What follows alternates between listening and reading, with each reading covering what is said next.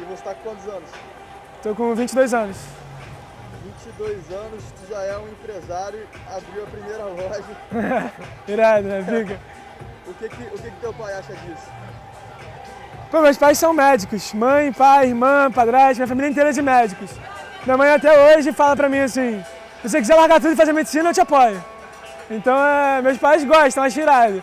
Mas é muita doideira pra eles. Não é nada muito normal, aceitável. Pra eles eu sou meio vagabundo, tá ligado? Sei lá, não vagabundo porque eu trabalho pra caramba, mas parece que não tem tanta seriedade no que eu faço. Mas tu, quando começou, tinha a certeza de que daria certo, de que tomaria a proporção que tomou?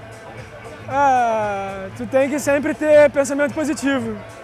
Pode dar certo, pode dar errado. Tipo, eu acho que não vale a pena pensar muito se vai dar certo ou vai dar errado. Eu acho que depois de tomar uma decisão que você vai fazer, você tem que dar o seu melhor para não se arrepender. Porque se tu deu o teu melhor, não tinha nada que você podia ter feito melhor do que o que você fez. Então, se não deu certo, o que você pode fazer? Você fez o teu melhor. Então eu nem penso muito, vai dar certo, vai dar errado. Tem que sempre pensar que vai dar certo e dar o seu melhor para quem sabe dar certo. Desde moleque eu, novinho, sei lá, uns 8 anos assim, eu pegava a latinha de refrigerante, envolvia ela de cartolina, botava uns adesivos, botava papel contact, transparente e vendia para meus amigos no colégio de porta-lápis. Vendia limonada na porta de casa desde muito novinho, assim, sei lá, 5 anos, assim, era minha brincadeira, era montar barraquinha de limonada. Acho que 14 anos eu decidi que ia começar a comprar e vender prancha usada. Cheguei a fazer cartãozinho de visita e tudo. Aí mais velho eu comecei a revender bala dentro do colégio. Cheguei até a negociar com 2 amigos, eu comprava, vendia para eles revenderem na sala deles. Conversando com a minha mãe na época de escolher a faculdade, vestibular, essas coisas, eu tava muito na dúvida, assim, eu ficava falando, pô mãe, me dá o dinheiro da faculdade e vamos abrir um negócio. Faculdade eu não vou aprender nada, só teoria, não serve para nada. E ela falando assim, não, o mercado não é bem assim, você tem que agir como um profissional, mesmo empreendedor você tem que ser um empreendedor profissional, então você tem que se formar, você tem que se informar. E aí eu fiz a faculdade de administração com foco já o tempo todo em empreender. Assim, eu quando tinha 17 anos, eu revendia, né, umas peças e quando eu conheci o Bruno, eu comprava peças no centro da cidade e vendia para meninas do interior num site que eu mesmo construí. Era muito amador e tudo mais, mas eu conseguia fazer uma graninha ali, mensal. Nem tinha começado a faculdade ainda, pô, tava bom demais. Ao mesmo tempo que era aquilo, não era só aquilo que eu queria criar um conceito, eu queria uma marca, Então, através de produtos de revenda, eu consegui traduzir tudo aquilo ali em uma marca, em um sonho para as pessoas. Eu entrei na faculdade de tecnologia em produção do vestuário e comecei a aprender a costurar algumas coisas. E aí, tipo, eu fazia umas saias longas, coisas mais básicas, assim, que eu tinha o conhecimento já para fazer e eu mesmo que modelava, costurava. Quando a gente começou a Longarina, nosso primeiro escritório foi na área de serviço da casa da Luísa, aqui no Recreio. E quando tinha que fazer uma coisa maior, cortar, costurar, a gente estava na mesa da sala. Chegou um momento em que a gente não estava dando mais conta da produção, só eu e a Luísa, de fazer tudo, e a gente chegou à conclusão que a gente tinha que contratar mais pessoas. Isso tem 1 ano. Para contratar outras pessoas, a gente tinha que sair de casa, não tem como você contratar uma pessoa para trabalhar dentro da sua casa. Esse modelo não funcionaria. E aí a gente veio para cá, para esse escritório. E aí tem 1 ano que a gente está aqui. A gente passou o primeiro mês aí montando tudo. A gente ficou umas 2, 3 semanas aqui dormindo na sala, porque é prédio comercial, né? Então aqui na sala do lado tem a advogada, então não pode fazer barulho durante o dia. Barulho só à noite, então para montar aqui foi umas 2 semanas dormindo aqui. A gente comprou um colchão inflável.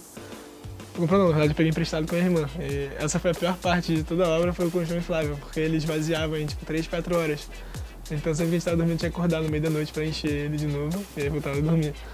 A parede na parede é um MDF gigante preso com mão francesa. A mesa também não é mesa, é um MDF gigante preso com mão francesa. A gente colocou cortiça nas paredes e o nosso berço também é de mão francesa. Aquele móvelzinho ali também foi eu que projetei e fiz.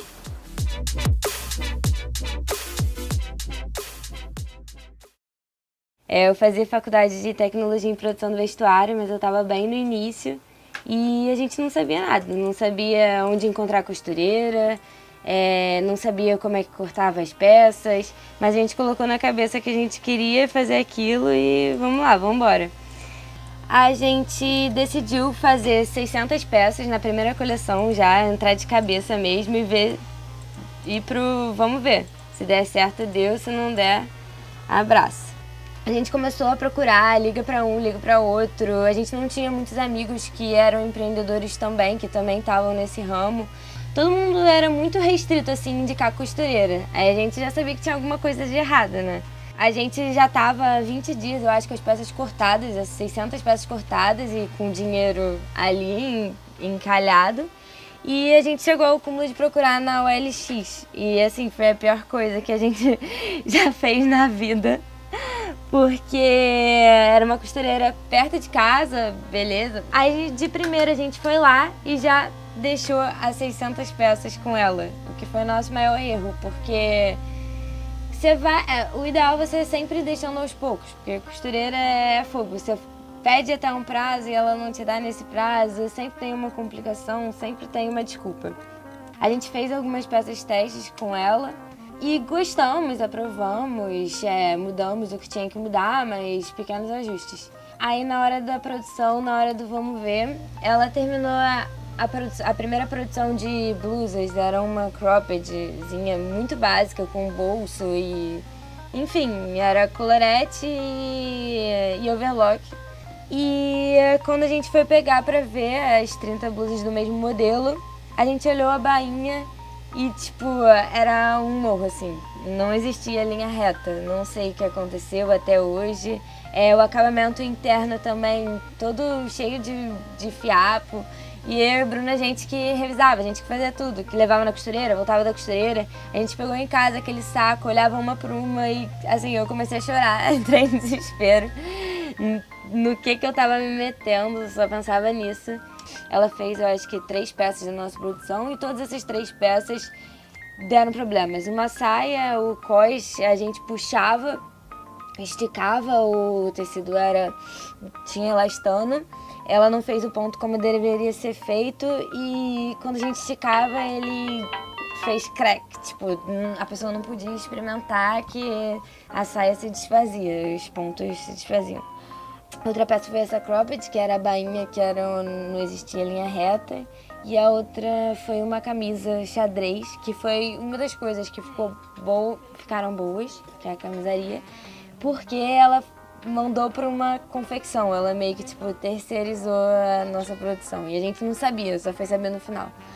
Aí, enfim, a gente chegou lá e pegou tudo de volta dela e ficou mais uns 20 dias na correria, sem saber para quem a gente dava aquelas peças cortadas, até que a gente encontrou a Santa Márcia, costureira lá de Guaratiba.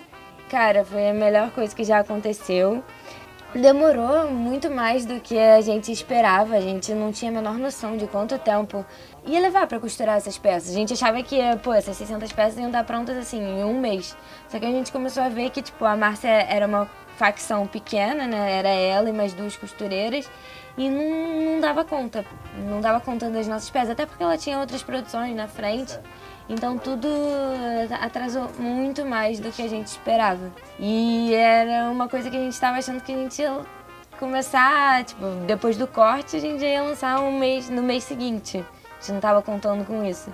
E, enfim, até hoje a gente tem muita dificuldade. Na parte do corte não, porque a gente tornou interno para reduzir a margem de erro, porque... O cara tá ali com o seu tecido, se você não tá supervisionando, se você não tá vendo, se você não conhece a pessoa, pode estragar a sua produção. Você pode jogar seu dinheiro fora. A costura, mal ou bem, dá pra consertar uma coisa ou outra coisa a gente vende por um preço mais baixo, porque não atende nosso padrão de qualidade, mas até hoje a costura a gente tem muita dificuldade, muito. Quando a gente acha que é a costureira certa, ela demora um mês para entregar uma peça que o nosso prazo era de 1 semana. E eu saindo daqui outro dia, eu subi no meio do negócio. Não sou boa de manobrar, não. Cheio de carro, né? Pô.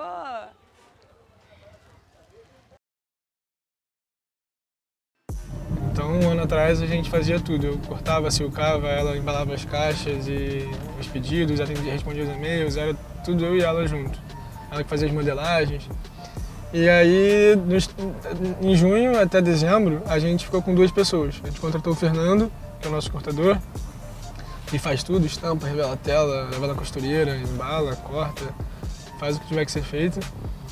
E a gente contratou a Luísa Schiavini, a menina que trabalhou com a gente há 6 meses, até de junho a dezembro, né? Que ela fazia parte de marketing, mais a parte de mídia social e atendimento. Então ela respondia comentário no Facebook, Instagram, YouTube, todas as mídias sociais. E embalava os pedidos também, respondia e-mail, WhatsApp, chat e tudo. Aí em dezembro essa menina ela se demitiu do estágio, ela era estagiária, e aí ficou eu, a Luísa e o Fernando só. Aí a gente contratou uma outra menina que a gente teve uma experiência muito ruim com ela, muito ruim. No final dessa experiência ruim, ela falou com a gente que ela deu um feedback pra gente, que a Longarina não tinha estrutura para receber um funcionário. E que por mais que ela se esforçasse, a gente não estava dando para ela as condições de trabalho, para ela conseguir acertar e fazer o que a gente estava pedindo. E aí eu e a Luísa, a gente refletiu muito sobre isso que ela falou, apesar de na hora a gente ficar com raiva, claro, porque sempre é difícil ouvir crítica, né? E aí o que eu fiz, eu e a Lu? A gente pegou um pacote de post-it e foi escrevendo todas as tarefas que a gente tinha que fazer. Tudo que acontecia na Longarina, cortar tecido, estampar tecido, fazer modelagem, ajustar modelagem, revisar peças, ir na costureira, fazer prancha, tudo que tinha na nossa cabeça, todas as tarefas a gente anotava num post-it. E a gente foi fazendo uma montanha de post-it até escrever tudo, ou quase tudo que tinha vindo na nossa mente.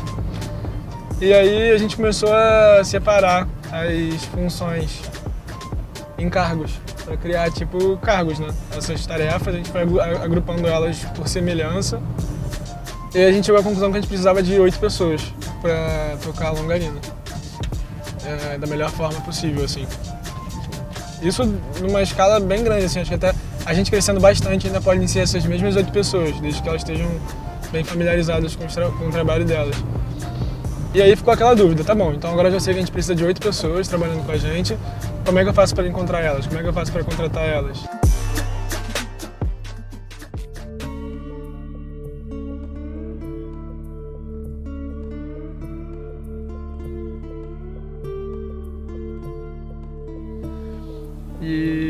E aí quando a gente veio pra cá pra sala e aí contratou outras pessoas, as coisas começaram a mudar, porque quando você passa a ter outras pessoas envolvidas, é importante que esteja todo mundo presente no mesmo horário, é importante que a equipe esteja junto, então você precisa estar no trabalho no mesmo horário que todo mundo está. Então você começa a criar mais uma rotina assim, de trabalho e se cobrar mais em termos de horário. Então acaba que quando você contrata alguém, você, ao invés de virar chefe, você ganha um chefe, né?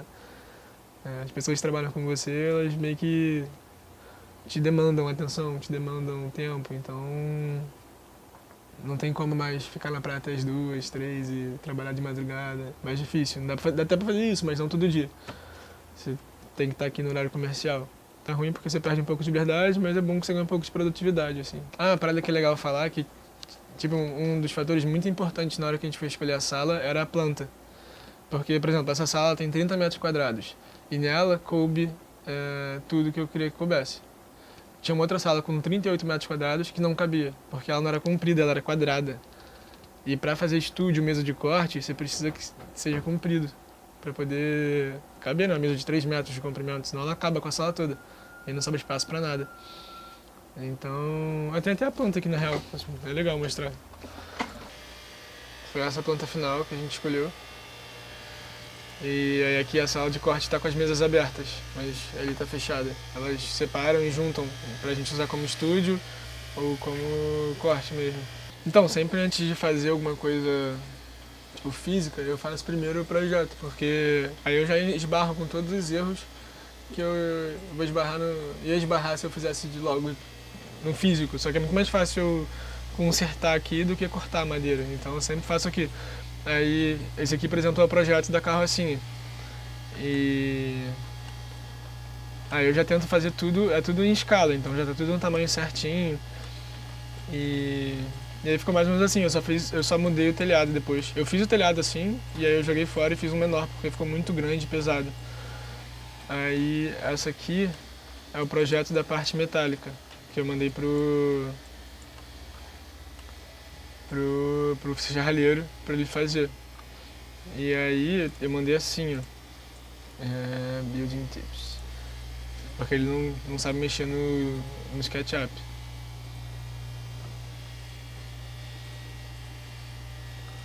Aí eu fiz o projeto todo assim. Mostrando as medidas certinhas e, tipo, por etapas. Aí eu fui adicionando aos poucos as coisas.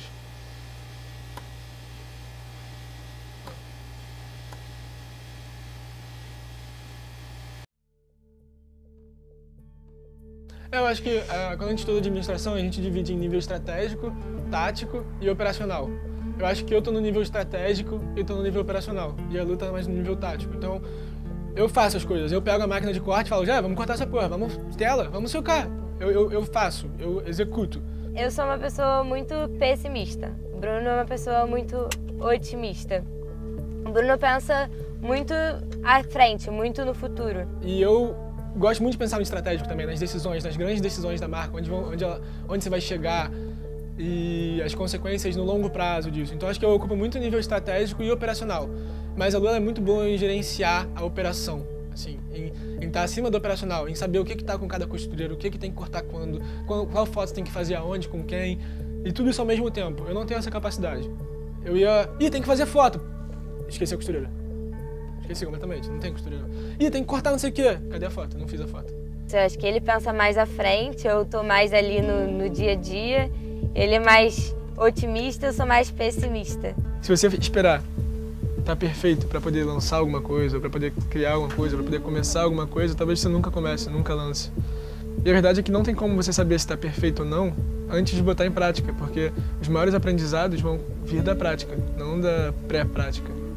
Então, se você quer que algo fique bom, começa a fazer e aprende com os erros, corre atrás.